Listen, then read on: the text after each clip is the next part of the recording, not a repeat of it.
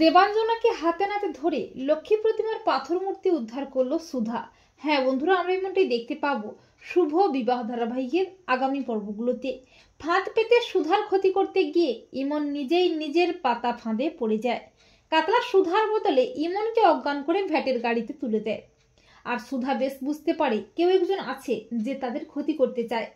তেজ সুধা অনেকটা কাছাকাছি আসে।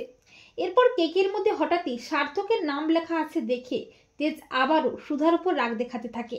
তখন সুধা আবারও অভিমান করে মাঝরাতে ঘরের বাইরে বেরিয়ে বাগানের দিকে যায়। আর ঠিক তখনই দেবাঞ্জনাও পাথর মূর্তিটা চুরি করে পালাতে থাকে, কিন্তু সুধা দেবাঞ্জনাকে হাতে নাতে ধরে ফেলে। সুধা বলে, কে তুমি? লক্ষ্মী মূর্তি নিয়ে কোথায় যাচ্ছ? তোমার ঘোমটাটা সরাও। আর ঠিক তখনই কাতলা এসে পেছন থেকে সুধার মাথায় সজোরে আঘাত করে। সুধা অজ্ঞান হয়ে মাটিতে লুটিয়ে পড়ে। দেবাঞ্জনা কাতলাকে বলে, তুমি যদি আমাকে সাহায্য করো তাহলে তোমাকে অনেক টাকা দেব। এরপর যখনই দেবাঞ্জনা ও কাতলা পাথর মূর্তিটা নিয়ে পালাতে যাবে করে, তখন একজন ত্রিশূলধারী ভোলে বাবা চলে আসে। ভোলে বাবাকে দেখে তারা ভয় পেয়ে যায়, কিন্তু তারা পালিয়ে যায় মূর্তি নিয়ে। এরপর ভোলে বাবা জল ছিটিয়ে সুধার জ্ঞান ফেরায়।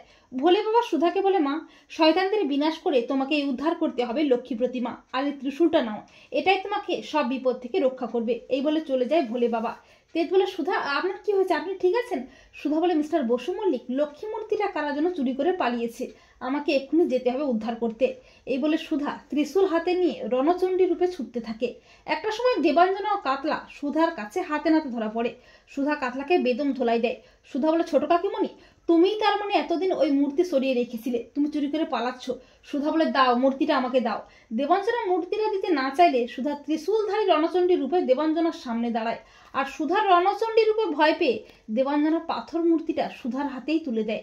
তো বন্ধুরা, তোমরা এটাই চাও তো যে দেবাঞ্জনাকে হাতে নাতে ধরে বেদম ধোলাই দিয়েই যেন লক্ষ্মী প্রতিমার পাথর মূর্তি উদ্ধার করে সুধা? কমেন্ট করে জানাতে ভুলো না তোমাদের মতামতটি।